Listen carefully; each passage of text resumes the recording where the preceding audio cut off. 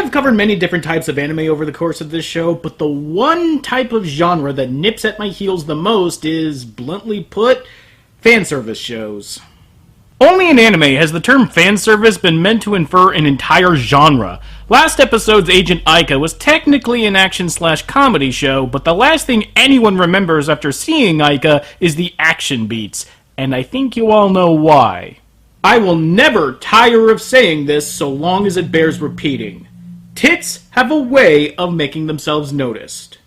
This notion of fanservice as a means to label a type of show has me more perplexed than anything, especially now when we live in an age of free, almost instantaneous pornography. There used to be a time when being teased or titillated with scantily clad women or of the ilk was a huge selling factor, because there was a closed-off market for the viewership, especially for the younger generation of viewers. You either suffered the indignity of renting a porno at the mom-and-pop video store, and that's if you were over 18 at the time, or you rented an anime that you heard had boobs in it, but was mistakenly set out in the kids' film section. It wasn't unheard of that hentai titles like Wordsworth would be set next to Disney films, simply because the clerks didn't know any better.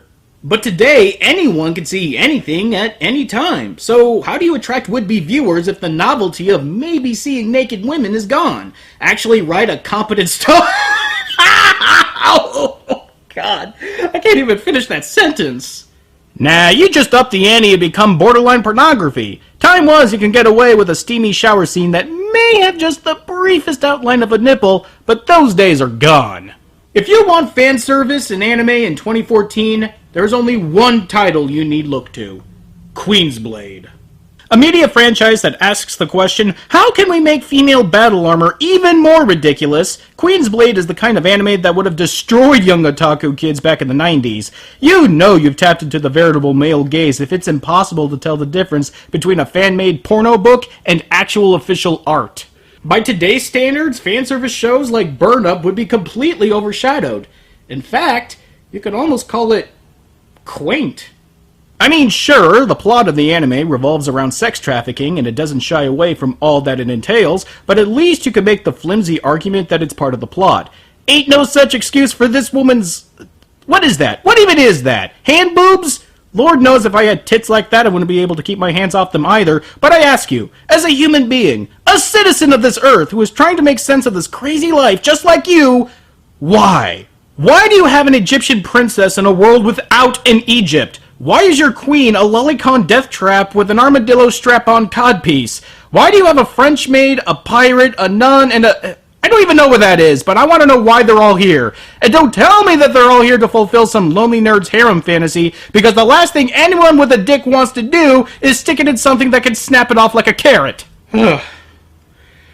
So, you can imagine how well Burn Up has aged. In a lot of ways, Burn Up was the Queensblade of its time, a thinly disguised fanservice show that became inexplicably popular and grew from there. The plot was barely substantial enough to cover one single 40-minute OVA, but it was apparently strong enough to grow another 4-part OVA and 2 different television shows on top of that. Nearly 14 total hours of content has been produced by this franchise. A franchise about a group of women in skin-tight battle armor fighting crime. God, we were starved for tits back then. We begin our anime with a bit of flavor, as our main 3 heroines are on pursuit of a couple of kidnappers. The suspect's vehicle is heading down Highway 9 into Tazumi. Kimberly Yates. Wait. They've got a hostage, Maki, so don't go off. No, they don't have the balls! They don't have the sheer balls to cast Kimberly Yates, Amanda Winley, and... On my way! Tiffany Grant. Again.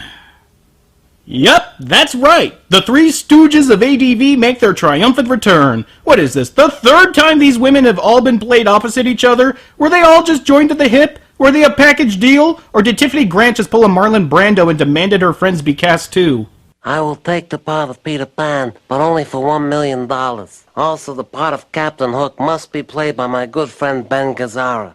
I know you won't believe me, considering the footage you're seeing now, but the animation is actually pretty well done. Here, check out this sequence of shots in the opening, set to an appropriately cheesy soundtrack.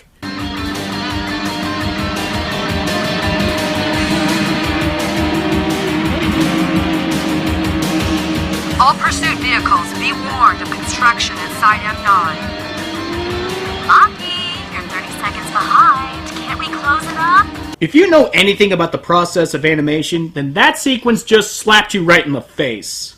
At first, you're lulled into setting your expectations low since the character designs are pretty ho-hum, but then this shot comes out of nowhere and decks you right in the nose. See how the camera pulls in and out and shifts perspective to an overhead perch? The animators not only had to account for all of the moving scenery, but they also had to incorporate several layers of action going on in the streets below. Sure, the detail itself is pretty sketchy and it's herky-jerky in its presentation, but the ambition and execution is still admirable. And before you even ask, no, there are no other shots in the anime that look like that. This is early 90s anime, after all, not nearly as well funded or polished as Disney films during the same time period. Those were flawless! Tiffany's Maki here manages to close the gap between herself and the kidnappers, and then proceeds to shoot the car with a shotgun! I mean, you do know there's a hostage in that car, and shotguns aren't exactly known for being precise. Oh, Jesus! What the fuck, Maki? Who do you think you are, Renegade Shepherd? You nearly shot an innocent girl in the fucking head, and you sent the car careening out of control. Charles Bronson and Death Wish would tell you to turn it down, and that guy blew up a gang leader with a fucking rocket launcher!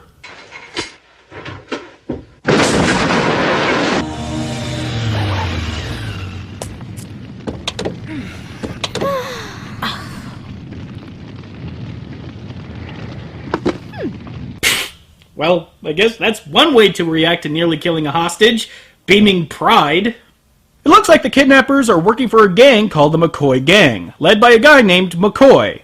Huh, he doesn't look like a McCoy, more like a Billy Idol.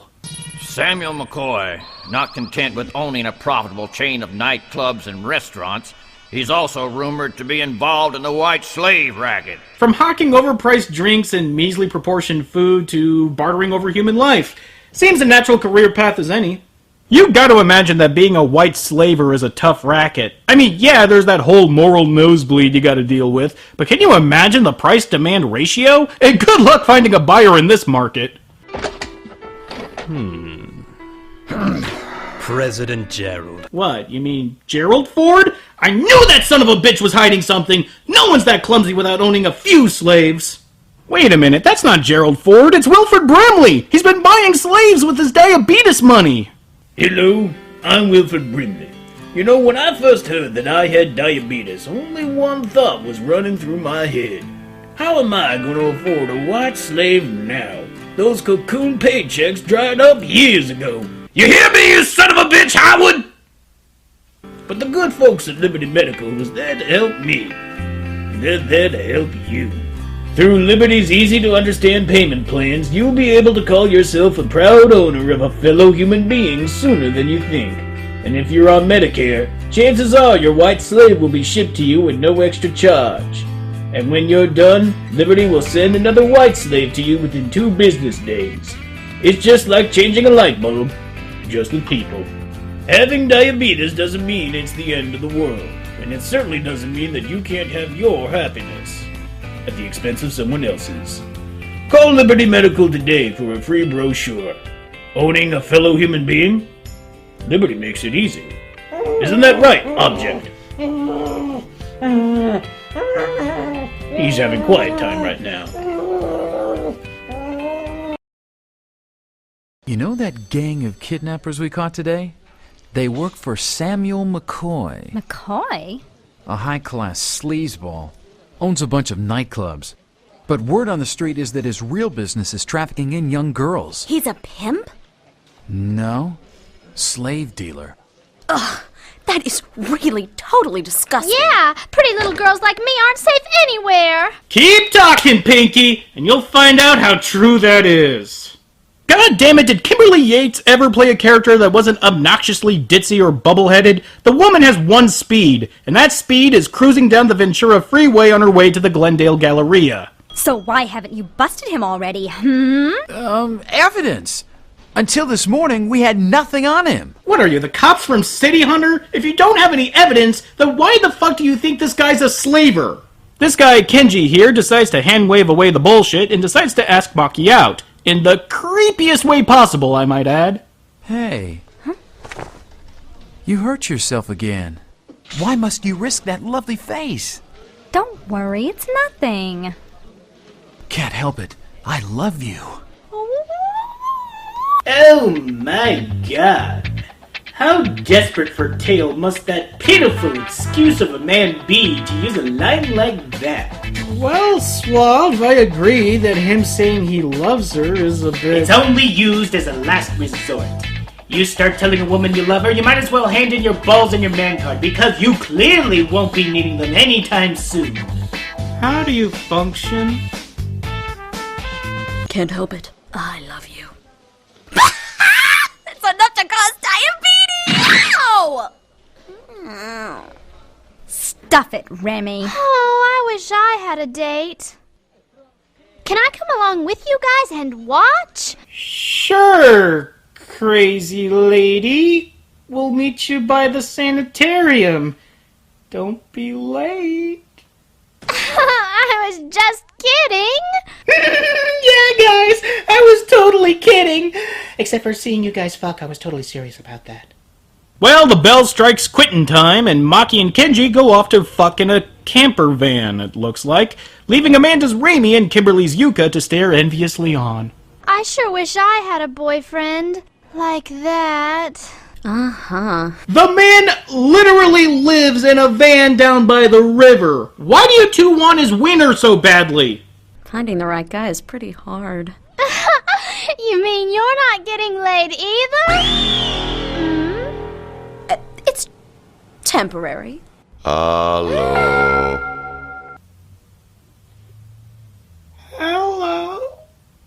Well, tall, dark, and shit-your-pants scary here needs to find Kenji real quick as there's been a break in the McCoy case. So the three of them crash Kenji's fuck van. Oh god, he really does live in a van down by the river! And what kind of a van is a fully equipped